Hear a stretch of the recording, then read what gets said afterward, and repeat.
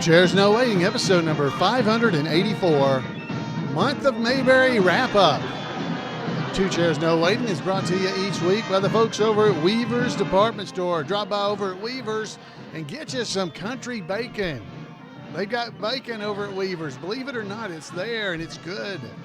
Head over and pick it up at Mayberry's finest country bacon. Hey, it's summertime too, so while you're there, you may want to pick up an Andy Griffith collage t-shirt, a photo collage, all kinds of Mayberry characters on that shirt.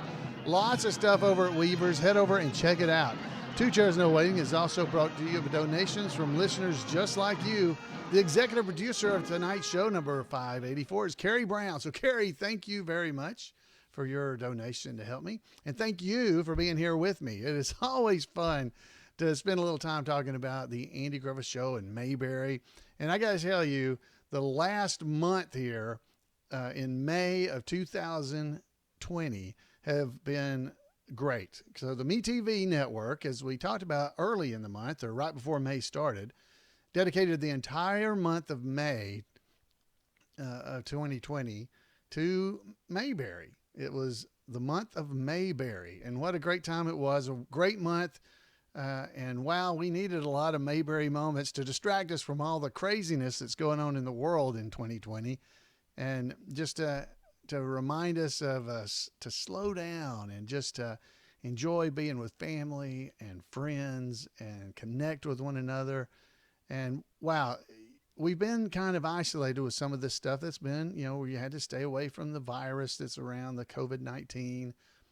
We've had to stay away, but we found other ways to try to connect with one another over the last several months. And man, the Mayberry family has been doing the same thing. So hopefully you've been involved in that and been able to be a part of it, or at least know about it and can do it in the future.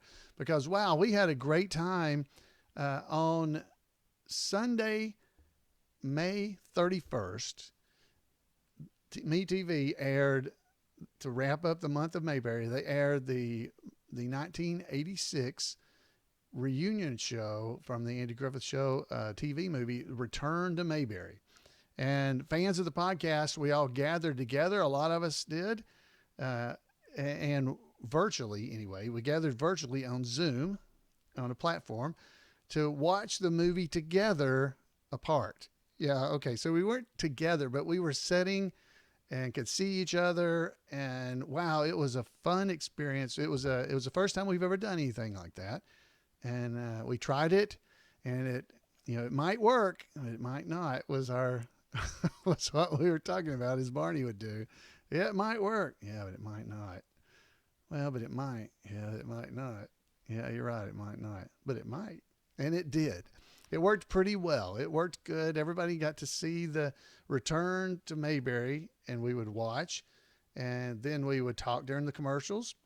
Then we'd mute everybody so everybody could watch the segment there until the next set of commercials.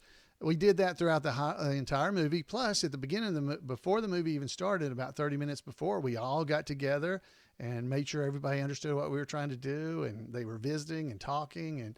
And there's even a chat room where you could type and chat and visit with one another throughout the entire movie. So it was different, but we ended up with at least 28 people, 28 connections. There were more than 28 people because there were some places that had more than one person there. There could be two people or three in the same area. And we even had people coming in from Mount Airy, North Carolina at the Mayberry Motor Inn, no less. Bob and Pat and Tim White and Steve and Kathy Hinckley, they were all there. And they were watching along with us as they were visiting the town of Mount Airy, North Carolina at the Mayberry Motor Inn. Wow. Just bringing a little bit more Mayberry into this virtual world like we have here on the podcast. Because you and I, we get together every week and get to talk about the Andy Griffith Show. And so this is kind of an extension of that. And wow, it was fun. And not rubbing it in on anybody that couldn't make it, because we're going to try to do some more things like that throughout the year. It can only have 100 people. That's as many as can get into the room. But that was not, I should say 100 connections. But there was nowhere near that many. So I don't think we'll max out my account. But I went ahead and paid for the service. So we'll try to do this a few more times and try it out, maybe. Because a lot of us, I was laughing about it because evidently there's several of us like me that, the weekend is a time to rest and relax. Remember when I was younger, it was the time to go out and do stuff. But now, I might be able to. Anyway, I don't want to talk about that. I'll get depressed. So let's talk about the Andy Griffith Show reunion show. As I said, MeTV has done a really good job of promoting the Andy Griffith Show and coming up with ideas. Now, sometimes I have to admit, some of their stuff is a little bit incorrect, but in general, it has been extremely good, and they've done a really good job of doing it. So they have an article that they had written that says 9 things you never noticed in the reunion movie Return to Mayberry. Now, we, as a bunch of fans, noticed several things throughout the show, and I made all kinds of notes as we were doing it. As we were watching the movie, we'd talk about it in between. But let's see some of the stuff that MeTV had in this article. Because as we said, this movie, The Return to Mayberry, it aired in 1986. It was on NBC, and it aired, and it was the #1 television movie of the entire year. So is that not amazing? For the entire year of 1986. And this was about 15 years after Mayberry RFD had gone off the air. So Mayberry RFD went off, and then it's almost 15 years later when they did the reunion movie. And it was an amazing thing. They did a pretty good job of bringing the feeling of Mayberry back. Now, one of the reasons that probably happened is because they had the director, Bob Sweeney, he had been at the helm of 80 episodes of the Andy Griffith Show itself. And they brought writers Harvey Bullock and Everett Greenbaum, who had written great episodes of the Andy Griffith Show, like The Pickle Story, The Mayberry Band. Those guys were the ones that wrote the show, so the movie. So it was very similar to what we actually saw when we watched the Andy Griffith Show. That's been one of the things throughout the month. I've been watching Mayberry RFD because it was on MeTV. And you can tell some of the episodes are very Mayberry Andy Griffith Show like, because they're written like that. And then I watched a couple of episodes. It's like, oh, that one kind of hurt, because they kind of made fun of the characters, and it kind of bothered me. In other words, the joke was on the character, not a, they talked about that before on the Andy Griffith Show, that there was funny things that happened. Barney did funny things, but it was never at the expense of Barney. Everybody still loved Barney, and I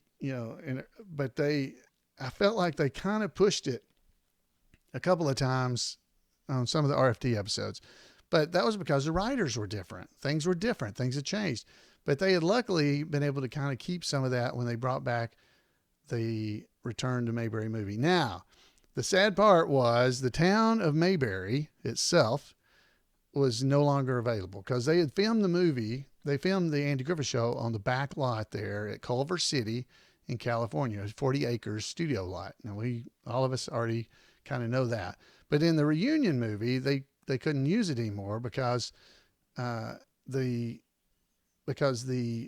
location had been destroyed. So I'll read some of this. It talks about that 40 acre studio in Culver City, California was the hub of Desilu Productions. And that's why you see familiar Mayberry businesses and streets on other Desilu shows like Star Trek and Mission Impossible. But in 1976, the entire facility was demolished. It was all torn down, the back, that 40 acres lot. And then they began the production. When they started production of Return to Mayberry, well, that was a decade after the 40 acres lot had been torn down. So a new Mayberry needed to be constructed. So during the episode, you probably were able to find some of the differences and stuff on the streets, because if you watched it, it was one really long street that was wide. There wasn't as many angles and stuff. They did a really good job, I thought, on the movie of making one side of the street look very Mayberry. It had all kinds of businesses and stuff on it. if you watch the movie, you could see when Andy walked across the road from Opie's newspaper where he was working. You could see Floyd's barbershop, or not Floyd's barbershop, but you could see where it was. You could see Emmett's. You could see the grocery store down the street there. And as he walked over, you could see all that as he went into the courthouse to see Barney. Now, I thought the inside of the courthouse was absolutely amazing. And I wish they could have, I don't know, I wish I could have gone there because it looks like it was real inside. Now, I don't know. I assume that this was actually on location because I know they built that courthouse in that location to do that. Now, one thing I think it's mentioned maybe in a little bit here, but one of the other things that people in the room last night noticed was that the Huebreaker brothers, you remember those, the Huebreakers that wrote a card on the Christmas episode to Barney and Andy? Well, evidently, at least one of them got out of prison and went straight because there's Huebreaker's Hardware. When Barney leaves from the courthouse in the squad car, you can see it there, Huebreaker's hardware store. So there were some neat little things like that were in the movie that really made it cool. Now, many of us, we commented during the show about Francis Bavier. During the movie, Andy goes to the graveyard to visit Aunt Bee. Okay, so Francis Bavier had retired from acting after she left Mayberry RFD, basically, and she moved to North Carolina in a small town that's not too far from Mount Airy, North Carolina, and Siler City is the name of it.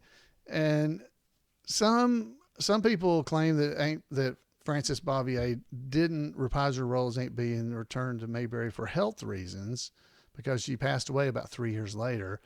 But others speculate that she was just not interested. And I've heard that she didn't want to do it. Anyway, Aunt Bee's voice in the reunion movie was just a little bit off. It was not Aunt Bee. And everybody, as we were discussing it during the commercials last night, we're like, man, it just didn't sound like Aunt Bee. I wish they could have done a little better. Well, I went and researched a little bit to find out who it was. Well, it was actually the same lady who did Judy Jetson. Janet Waldo was doing Aunt Bee's voice. So you may know who she was. She was Judy Jetson on the Jetsons, and she was Penelope Pitstop. And she also played a character, Josie from Josie and the Pussycats. Okay, so she did all of those.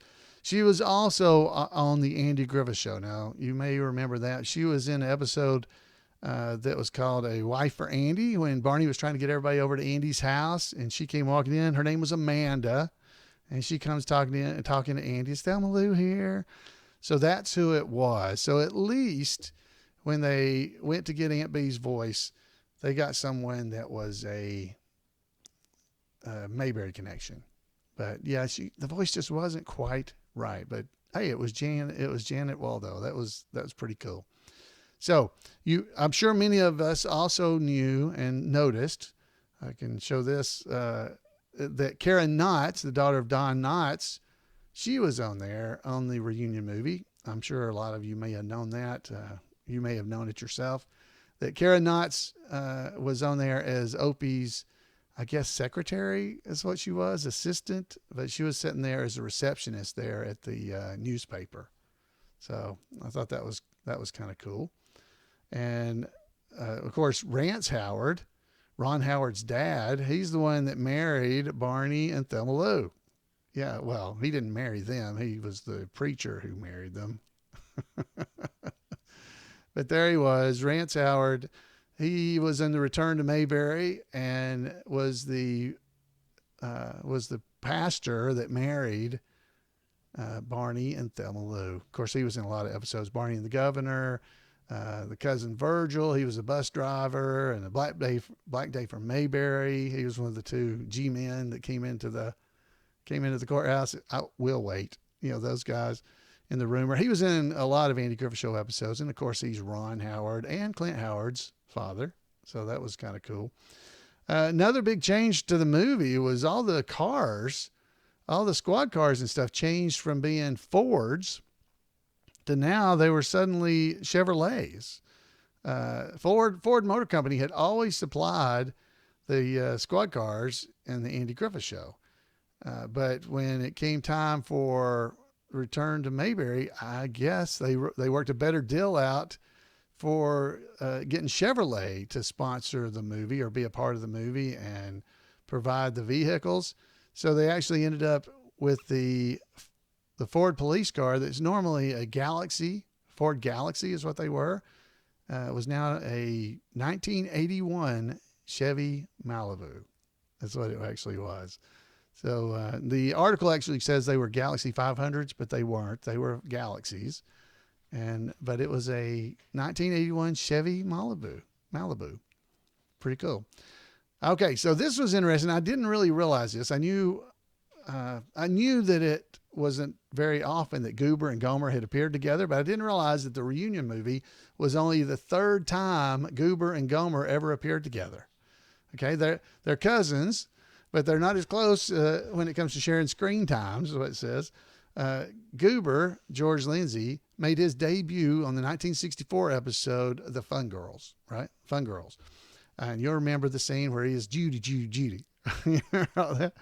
Well, surprisingly, this is the only time, and you may already know this, that Gomer and Goober ever appeared together on the Andy Griffith Show. They were never on there except once together. Now, in a episode of Gomer Pyle called A Visit from Cousin Goober, they were reunited again. That was in 1965 on Gomer Pyle USMC. And then finally, the third time it was in the movie, A Return to Mayberry, where they actually ran a gas station together, the G&G gas station. So they had it together. And of course, we laughed in the movie. If you saw the movie, or if you can remember, when Andy drove up, Goober and Gomer, neither one offered to try to fix Andy's car. Neither one. Andy got out of his car and they just stood there and kind of looked at him. And he says, something's wrong with your car. Yeah, it's probably your carburetor. Okay. And he stood there and then he went and looked, and finally he opened the hood and tried to fix it himself. Andy did. And he said, well, a carburetor, do you have one? No. Could you order me one? Oh yeah, we could do that.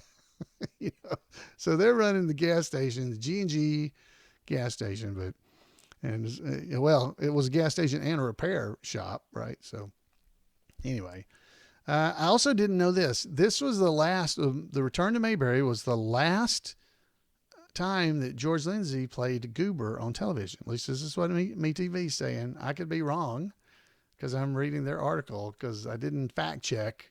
I should have asked Jim Clark to confirm. But it says Return to Mayberry would prove to be television's swan song for the character for actor George Lindsay. Well, there was one other place, an unlikely place, on Nashville Now, a talk show on the Nashville Network in the early 90s. It was in 1991. They did an entire episode of Nashville Now that was devoted to the Andy Griffith Show. And with all the stars and the cast and stuff were in town for a reunion. And George Lindsay and Hal Smith and Betty Lynn, they all slipped into character for a short skit on that episode. But basically, the last time he ever played Goober in a episode or a series or anything like that was the Return to Mayberry. Now, it was amazing. I didn't realize that. He'd been on other things like News Radio and Vicky, but he was just himself on there, but he was not Goober. Now, of course, I always saw him as Goober because he was in events with us as in the Mayberry event, so he showed up as Goober. So another thing that was missing out of the movie, and we talked about this a little bit, there were a few things. So we had Ernest T., who liked Romina, or Ramona. She wasn't in the movie, and it was like she'd never been there. And then, of course, the Darlings, Charlene and Dud were married, but Dud was not in the episode. So I don't know what happened to Dud. And the other that we talked about in there was a child who was not in there. It was a little baby, Andy Jr., Samuel Taylor, the child of Andy and Helen, that was born, he was born during the Mayberry RFD time frame. And he was Opie's, stepbrother, or half brother. I don't know what that is. It's his brother. And he would have been around 17 or 18 years old at the time of the Mayberry reunion movie, The Return to Mayberry, but he wasn't mentioned or seen in the movie. Now, I have heard that explained, and it was basically that Andy didn't believe that anybody would remember about the baby, because there was only really one episode where they came back to town and had him christened. I think the first episode of the second season of Mayberry RFD, that was the only time I think we ever saw the baby. So he just didn't really believe that anybody would remember, and it would be confusing to have a 17-year-old boy that nobody knew who he was be Opie's younger brother. At least that's what I've been told. So that's why. And finally, well, actually, we already talked about this. This is about the notorious criminals. In the Christmas Story episode, Andy and Barney were sitting around reading holiday cards, and the Hubacker brothers, a trio of them, were locked up in the state pen and sent him a card, remember? And you got to see a close-up of the card with them with their arms around each other. Well, in that we get to see, in the Return to Mayberry, we get to see that one of them at least made good and now businessmen there in Mayberry. Now, there were several other little things that were special, I think, during that. But those are the things that we kind of picked up on. The guy who painted the sign that Barney put up at the Myers Lake, about the thing, his name was Richard Kelly. Well, Richard Kelly was the man who wrote the Andy Griffith Show, a book about the Andy Griffith Show, the first one that was written. That was his name. So we think that was probably on purpose. So there's a lot of things. The other thing, they had the candlestick phone at the courthouse. So it still had a candlestick phone. And I just wonder, how did they dial it and stuff? Because it wouldn't have had did it have a dial on it or something? But it wouldn't have been right, I think, to have Barney sitting and talking on a regular phone with it. So it just needed that candlestick phone there, but they never even updated the phone in the courthouse. So anyway, it was very good. I think they did a good job trying to play the nostalgia with just a reunion movie and bringing the folks back. And boy, was I proud of Barney at the end when he found out Andy did want to be sheriff. And he stood up there and said, I want everybody to write in Andy's name for sheriff. And all was right in the world by the end of the movie, because Andy and Barney were out there at the very end, taking down the flag and getting it all put together there. So it's just hard to beat. It's hard to beat Mayberry. Now, even if the town didn't look right, it didn't quite look right. Boy, didn't all the people. And so the town might look different, but it was sure nice and full. So speaking of that, it is today, as I record this, Andy Griffith's birthday. So I'd be remiss if I didn't say happy birthday to Andy. It's his 94th birthday. And wow, we owe him a lot of gratitude for just all this fun that we get to have is because of him. So thank you, Andy. Thank you for that. Well, now you get a real treat because you get somebody that's prepared to tell you what he wanted to talk about. This is our roving reporter, Randy Turner, with This Week in Mayberry History.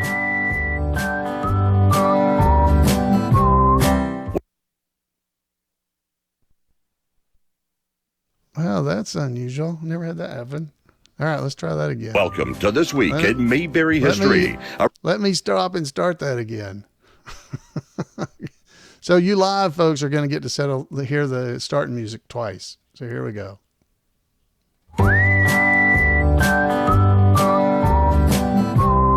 Welcome to This Week in Mayberry History, a report by special correspondent Randy Turner of the Gomer and Cooper Pyle Comic Book Literary Guild of the Mayberry Historical Society.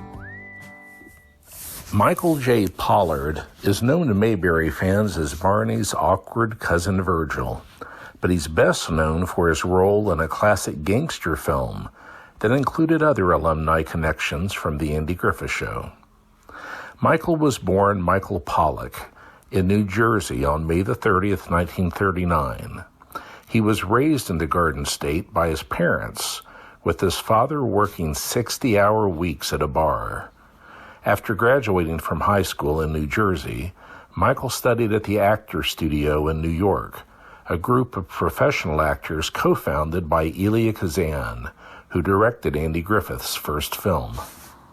Michael adopted the stage name Pollard when he began acting. His first work was in television, making his debut in 1958 in a segment of the educational program Omnibus. That same year, he appeared alongside William Shallert, or Quiet Sam as Mayberry fans might think of him, in a half-hour TV production called The Major and the Minor. Michael also worked on the stage early in his career. He made his Broadway debut in the dramatic play Comes a Day, alongside Edward C. Scott and Larry Hagman.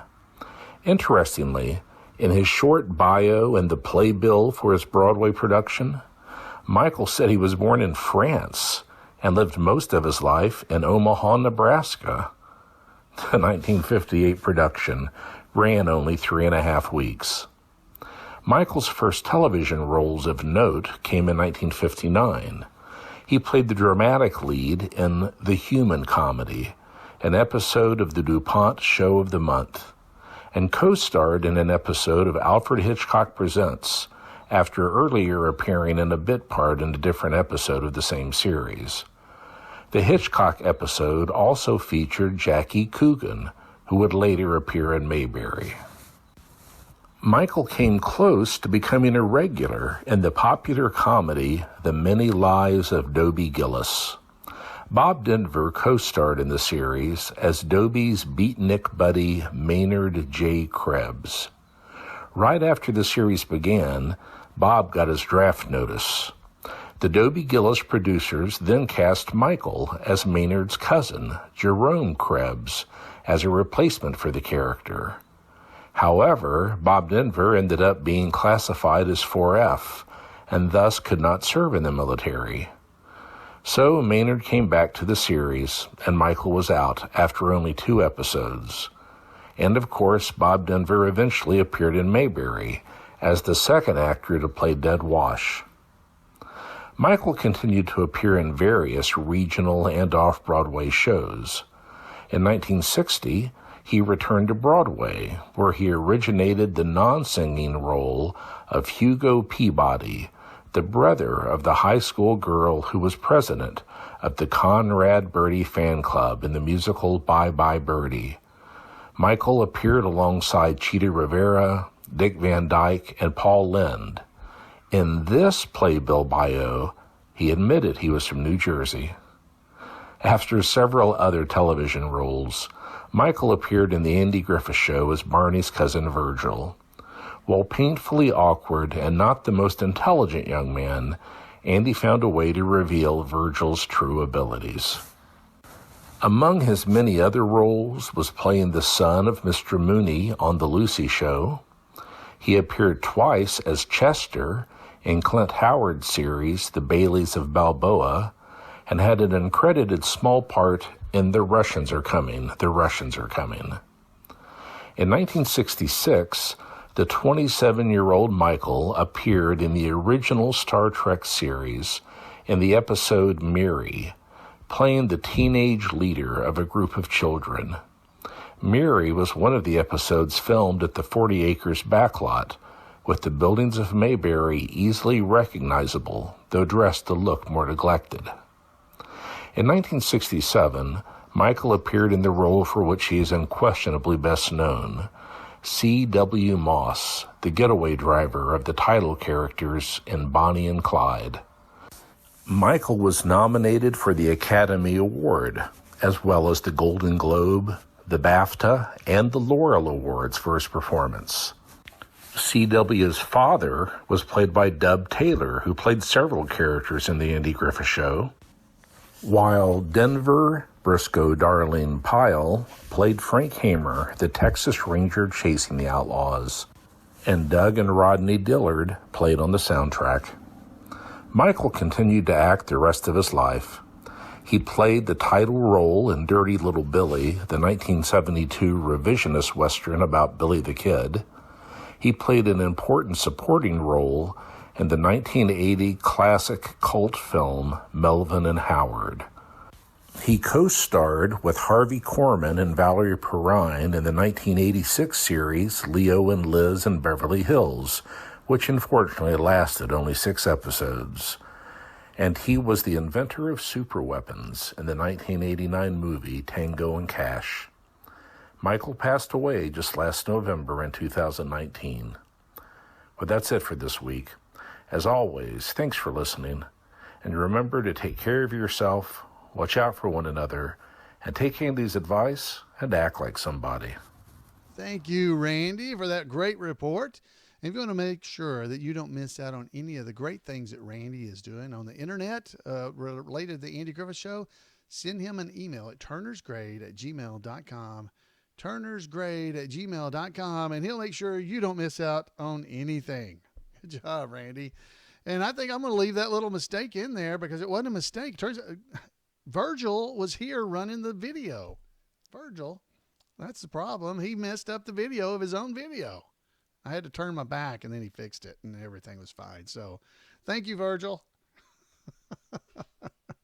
So this is awesome, guys. I've had a great time. I hope you have. It's always fun to spend time in Mayberry with you, and I hope the feeling is the same coming this direction. I would love to hear from you. You could tell me what you think. If you email me at floyd@imayberry.com, or better yet, call me at 888-684-8415 and tell us what you think. I'd love to have your voice right here on the podcast so everybody know what you're thinking. It is always fun to spend time in Mayberry with fellow fans, and you are a special part of that. Thanks for being here, and we'll see you next time right here on Two Chairs. Good night.